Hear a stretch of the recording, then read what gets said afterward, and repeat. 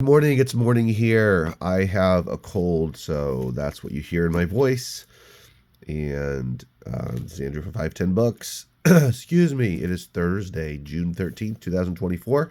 I wanted to share with you a couple of sales. I had 3 sales on Amazon, Merchant Fulfilled, not FBA, and 5 eBay sales, so 8 sales in the last 24 hours. And I printed on the label. So I wanted to share with you this book here, the Conan Sword book. This was the gem. This sold for $120. It is a first edition signed copy of this book, which I believe is from 1969. There it is. It's signed by, is it L. Sprague de Camp, who is a famous author. It's got lots of cool science fiction author, lots of cool hand drawings. I had it listed for $199. I took a $120 offer because I listed this a very long time ago. I listed this in October of 2020. So it has been 3.5 years since I listed this. And I purchased this in a big bulk book buy from a storage unit that had 100 plus boxes of books. Probably the most lucrative book buy I've ever done, considering how much I spent on it, a few $100, and how much I have earned from it, which has been thousands of dollars, because there were largely books like this that are either first edition and or signed, rare, collectible in general, lots of sci-fi fantasy. It's from a personal collection of someone who had passed away, but nonetheless, this one took quite a while to sell. But I would ask you, is this something that you would sell, right? Would you be willing to wait 3.5 years to sell a book for $120? Would you have the patience? Would you have taken the $120 instead of the wanting more? I had this for free shipping. I don't do free shipping anymore. That's how long ago I listed it. But that's an example of one that is a very long tail, right? Now, this one, Distant Vision, Romance and Discovery on an Invisible Frontier by Elma Farnsworth, is also signed by her. This came from one of the shelves in my bookstore, my second retail location, which I've shared with you. And this is signed by her, as you can see right here, and inscribed. And I listed this one in May, so last month, less than a month ago. And it sold for $22 plus shipping. I took an offer, decided, you know what, why not? I'll just take the offer, and it sold. So that's an example of something that didn't sell for, obviously, $120, but still, for inventory that I already paid for a long time ago, and that I'm still going through in the bookstore. I'm slowly combing through the shelves. I'm probably less than 10%. Yeah, way under 10% through all of the books that are on the retail store, on the space and the shelves. And this is one of them. So that's an example of something that sold pretty quickly. And now, this here, I just listed Danielle Steele 4 DVD collection. Whoops, it's a box set. There's 4 DVDs. I listed this for $30. And I just listed it. When did I just list it? I just listed it like less than a week ago. So today is Thursday. I actually may have listed it. Yeah, I listed it earlier this week, so it's only been like 4 days or so. And I took a $17 offer. I was happy to do it. This came from a lot of DVDs and Blu-rays that I purchased several weeks ago. This is the second sale from that lot. I spent $80 on, I don't know, 400? No, more than that. Probably like 500, 600 DVDs and Blu-rays. Many of them are going into my retail store, but some of them, like these, I have listed online, and I've got 2 sales so far. So this is an example of something that sold right away. And here's an example of a book, Synthetic Socialism.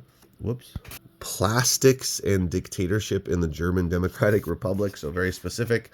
This was also sitting on the bookshelf in my second retail location in the bookstore.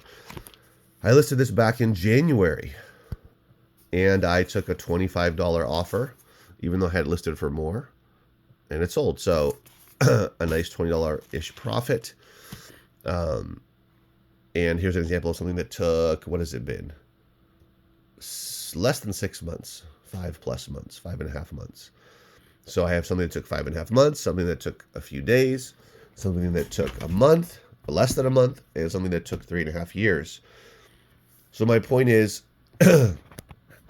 as you sell books on, books and media, because that's what I sell, right? If you sell books on media, you can apply this to any, I guess you could apply it to any other, what do you call it? Niche. But as you start to sell them on eBay, you'll find that you come across books like this that are more rare, which means there's probably not as big as a following of buyers, not as big as a pool of buyers, so it's probably going to take longer, and it's priced higher. So it's going to take a little bit, and then you get ones like this that only take a month, ones like this that take 5 to 6 months. This one takes a few days.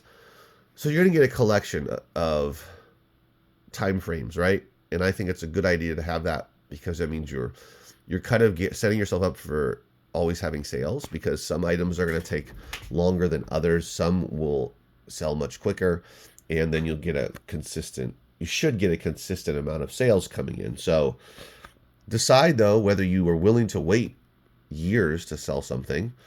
If you're not, then you would probably drop the price significantly on something like this. And instead of trying to sell it for $200 or $120, you might drop it to $75, $50, $40, who knows? And then it might sell super quick, because the people that know how rare it is, how hard to find it is, are going to pick it up for that kind of price.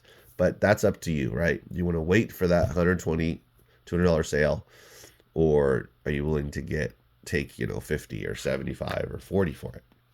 So you have to make that decision as a seller, and what dictates that will probably be how much patience you have and how much shelf space you have. If you're using your garage, you're going to eventually run out of space. If you have a storage unit, eventually you'll run out of space, depending on how big it is. So always kind of balance it between getting the most out of an item, but also trying to get through your items, right? But ones like this that are going to probably sell for, let's say, over $100, and the 100 plus, you probably want to wait around. That'd be my advice. But again, it's up to you. If you've got lots and lots of new inventory coming in, and there's no end to it, seemingly, then maybe not. But just decide it for yourself, right? And you can apply this to Amazon as well. On Amazon, of course, you can do repricing, automatically and all that kind of stuff, and potentially sell through stuff quicker. And it's not typically collectible that I recommend you selling on Amazon. Though when it comes to more rare collectible stuff, and this is not collectible, but it's very niche, it's gonna sometimes take time. But if you want to get those bigger dollar, higher profit sales, so just keep that in mind. There's a lot of money to be made, and I've seen it and done it in collectible books, right?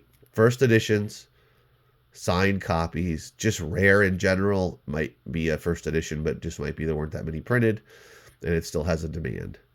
There are so many of those types of books. There are book dealers that only exclusively deal in high-end collectible books that go for thousands of dollars. And they don't sell nearly as many quantity-wise, but they sell them for a lot more. So, I'm on the lower range, of course. I'm not selling books for, $2,000, $5,000, $10,000. At least I haven't come across anything like that yet. But yeah, those are out there as well. So it just depends on what you're trying to go for. All right, guys, thanks for watching. I'll see you in the next video. Take care.